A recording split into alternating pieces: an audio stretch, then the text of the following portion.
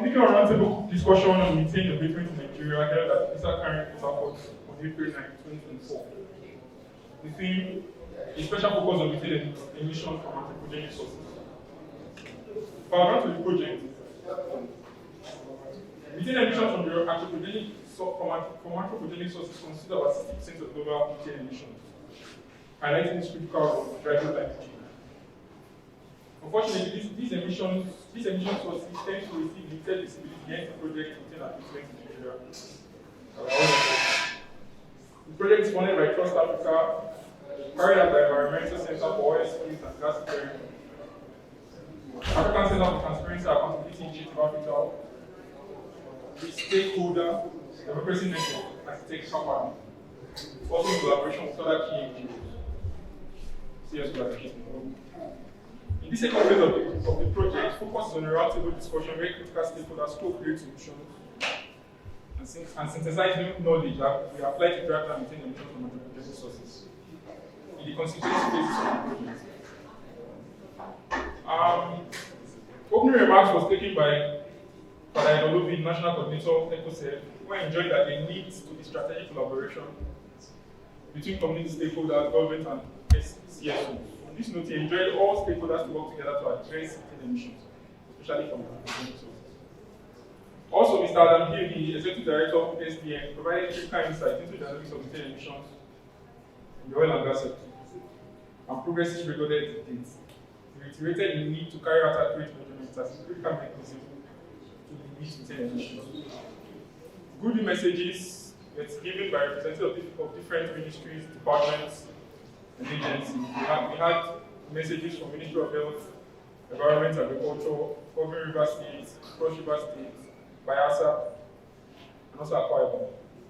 We also have persons from SDN speaking, National Environment Standards and Regulatory Enforcement Agency and NETRA, and the National President of the Association of Commercial Farmers and Agro-Allied Production. Also, good message was given by Mr. Saru, as the former president of the movement of Survival of Ogoni People, and Deputy Clerk, Dr. Christopher Inyan, of the Akwa Ibom State House of Assembly. The presentation was given by Dr. Louis Brano-Befu, the ED of AfriTAL, with an overview of methane abatement and the role of SCOs.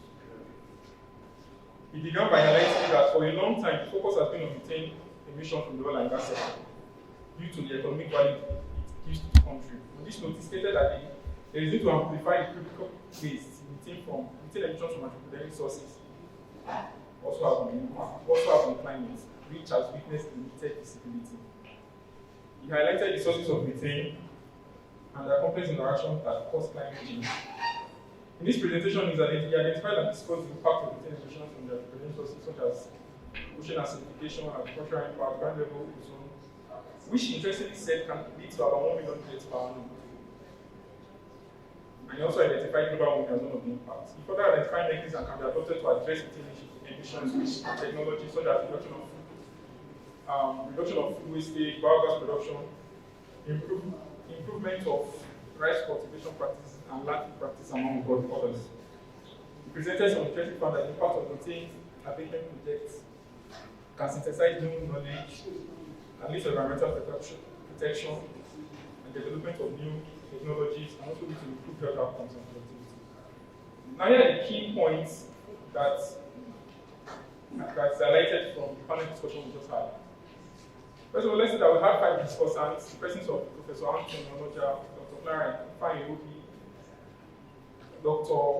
Ukiopoko, Dr. Musa Aibidion, and Dr. Enyete Ema, represented by Engineer Muni. Key points. 1. Nigerian methane emissions have witnessed inconsistent emission trends, which is drop below global emission average, being recorded in recent times. These are attributed to the positive efforts put in by the government to address methane emissions. Then there is need to balance the complex interactions between the environment, economy, and sustainability. In order to achieve this, there is need to carry out sensitization, the need for good environment, which is one of the key roles being played by the government and these agencies. However, methane emissions need to be controlled first at the local level before it cascades into the state and federal level. With the federal level playing a capping role in the methane abatement journey. Nigeria is committed to different methane reduction treaties and laws enacted, which the government is actually taking actionable steps.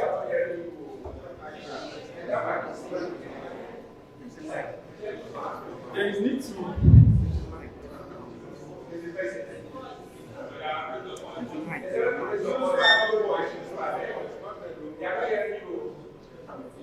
need to balance complex interaction between environment, economy, and society in order to achieve this.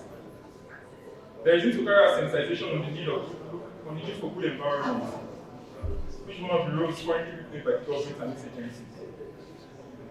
However, methane emissions need to be controlled first at the local level before it cascades into the state of federal level. Nigeria is committed to different global methane reduction treaties and laws, and the government is taking actionable steps.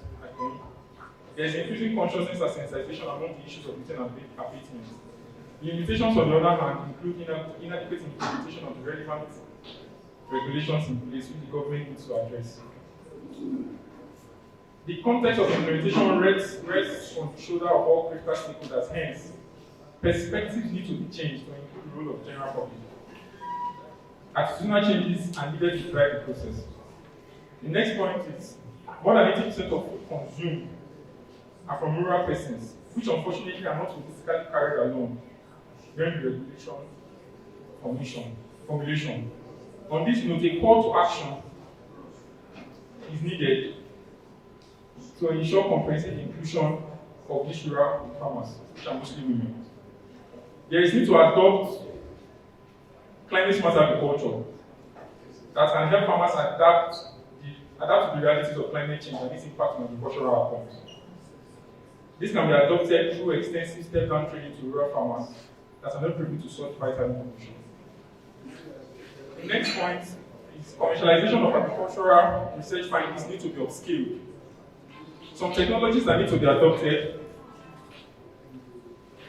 and at commercial technological readiness level and modification of livestock feed that can drive down reduction in methane. Technologies that limit methane utilization systems, modified fertilizers that are less methane emitting, modification of consumption patterns to reduce methane emission from the livestock value chains. Yes, need to incentivize these technologies. The next action point, functional technologies that are environmentally friendly need to be prioritized for development and importation. Regular monitoring of these technologies upon installation is also important, a key role being played by Niger. Also, the management of waste provides cost-effective manner, or make it rather, to methane abatement. Now, these are the call to action, or rather the next steps to be taken, identified from the panel conversation. 1. Existing policy frameworks that can be leveraged include environmental impact assessment of agricultural practice to be carried out. In this case, abatement measures need to be highlighted in such impact assessment. Also, interministerial collaboration that can also be leveraged to facilitate methane abatement. The next call to action is policies that will address innovative ideas, actionable strategies that will benefit everyone down to the grassroots. Also, government as one of the major players should enact policies and frameworks that will help reduce what people do to stop methane. Then sensitization remains a critical action point of the government.